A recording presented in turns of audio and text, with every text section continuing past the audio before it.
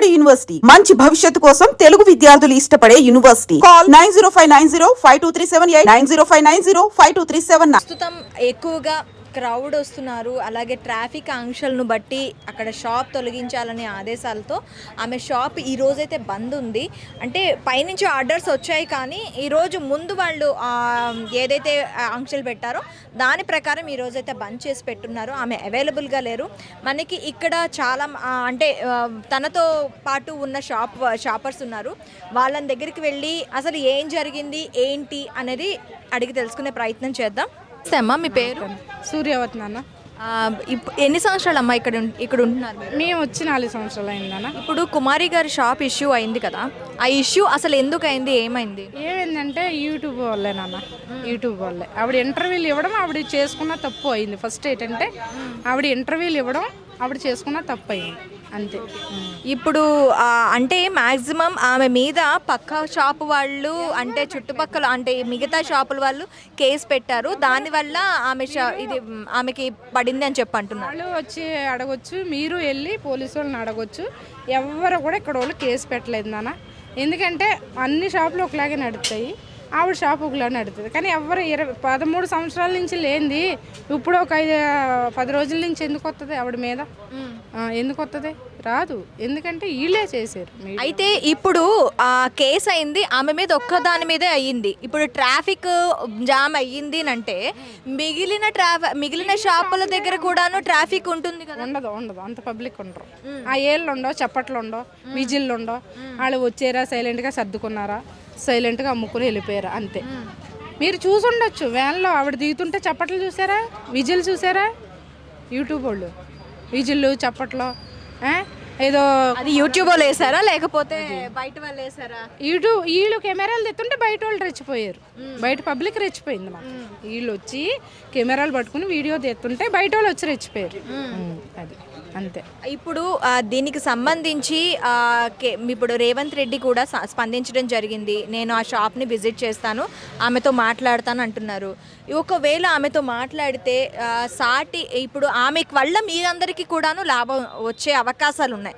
మరి మీ డిమాండ్స్ ఏమున్నాయి? మీరు సీఎం అంతటి వాళ్ళు వస్తున్నప్పుడు మీ డిమాండ్స్ ఎలా ఉన్నాయి, ఏం కోరుకుంటున్నారు? మా డిమాండ్స్ ఏం లేవు నాన్న. ఇప్పుడు నేను డైలీ దీనికి రోజుకి 800 రెంట్ కడుతున్నాను. ఇప్పుడు నాకు ఆ రెంట్ తొలగితే చాలు. ఎందుకంటే ఇప్పుడు వీళ్ళ వల్ల రెంట్ ఎవరికి కడతారు? రెంట్ అంటే వేరే వాళ్ళకి నాన్న. అలాగ అనవద్దు, మళ్ళీ వాళ్ళు వస్తారు గొడవలకి. ఎందుకు వచ్చింది? మాకున్న తిండి పోద్ది. అది ఏమంటే ప్లేసులు పెంచి ఇస్తే కొంచెం ఇదైపోతుంది.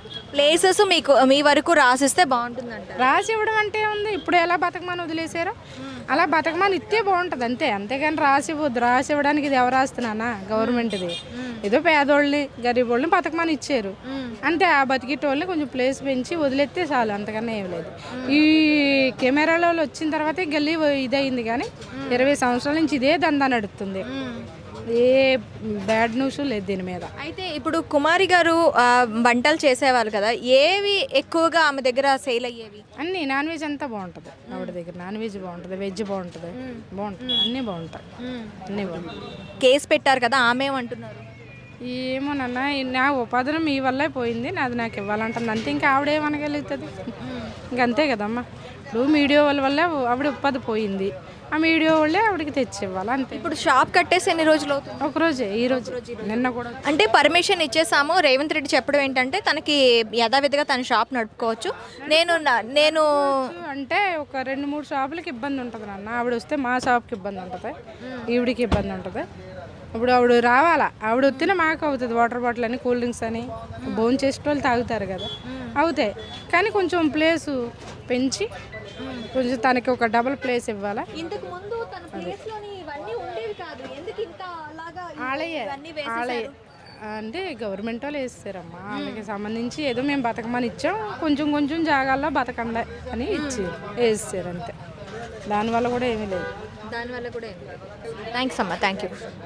మ్యాక్సిమం ఎప్పుడైతే తన వీడియోస్లో సోషల్ మీడియాలో ఫేమస్ అయిందో అప్పటి నుంచి కూడాను ఇక్కడ రావటం, జనాలు తినడానికి కన్నా కూడాను ఎక్కువ శాతం జనాలు ఏంటంటే ఆ యూట్యూబర్స్ని ఎంకరేజ్ చేయడానికి రావటం, దానివల్ల ట్రాఫిక్ జామ్ అవుతుంది అని చెప్పి అంటున్నారు.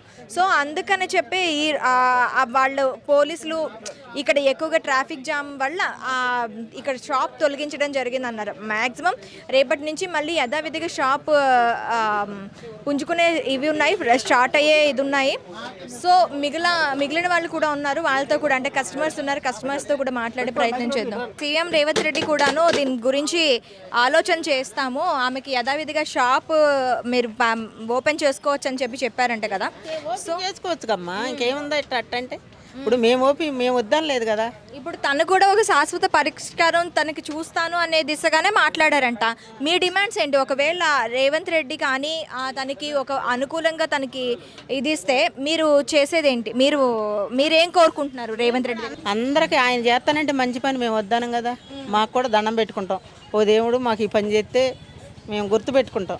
జీవితాంతరం మాకు ఈ జాగాలు రాసి ఇచ్చాడు, అప్పుడు మా పేరున ఉండయి, మాకు ఇబ్బంది లేదు. పోలీసుల వల్ల మున్సిపల్ వల్ల ఇప్పుడు ఆయన తర్వాత వచ్చినా ఇంకోసారి రావాలని దండం పెట్టుకుంటాం. వచ్చినా రాపోయినా ఎప్పుడైనా దండం పెట్టుకుంటాం ఆయన మంచి పని చేస్తే. 20 ఏళ్ళ మట్టి చేసి మున్సిపల్ వాళ్ళైనా పోలీసు వాళ్ళైనా ఇట్లా దాటుకుంటా వచ్చాం. ఎన్ఆర్వీటు స్టార్టింగ్ నుంచి ఉన్నాం మేము, 4-5 ఇంతమంది పెరిగిన వాళ్ళు ఒకళ్ళు వద్దాం లేదు కదా. మేము బతుకుతాకు వచ్చిన వాళ్ళ బతికే అవకాశం ఉంది ఇక్కడ. ఇప్పుడు ఎంప్లాయీస్ ఆఫీసులు ఉండయమ్మా, అందరూ వస్తున్నారు, బతికే అవకాశం ఉంది, బతుకుతున్నారు. ఆమె టేస్ట్ ఆమెది అమ్మ, వీళ్ళ టేస్ట్ వీళ్ళది. ఆమె కంటే ముందు నుంచి ఉండారు. ఆమె టేస్ట్ మూలన 25 కేజీలు రైస్ పోని కూర పోని ఎక్కువ పోతున్నాయి, ఈ తదిమ వాళ్ళకి తక్కువ పోతున్నాయి. దాని మీద ఆమె టేస్ట్ ఆమె చేసుకుంది, వంట వచ్చు కాబట్టి ఇప్పుడు నీ టేస్ట్కి నా టేస్ట్కి తేడా ఉంటుంది కదమ్మా. ఆ రుచిని బట్టి వస్తున్నారు. యూట్యూబ్లు అనవసరం అమ్మ, యూట్యూబ్లు ఇవన్నీ ఈ ఫోన్లు ఇవన్నీ అనవసరం. మన పని మనం చేసుకుంటా పోతే ఎవరో యూట్యూబ్స్ వల్ల నలుగురికి తెలుస్తుంది, ఇంకా నలుగురు తెలిసి నలుగురు వస్తే వాళ్ళకి చేసే స్తోమత కూడా ఉండాలి. ఇంతమందికే చేస్తున్నారు కదా. అది దానివల్ల ట్రాఫిక్ జామ్ అయ్యి వచ్చే జనానికి పోలీసులకి ఇబ్బంది అయ్యి, బళ్ళకి కార్లకి పెద్ద వాళ్ళు వెళ్తుంటే వాళ్ళు కంప్లైంట్ ఇచ్చి మీరేం చేస్తున్నారు అని ఇదంతా ట్రాఫిక్ వల్లే కదా.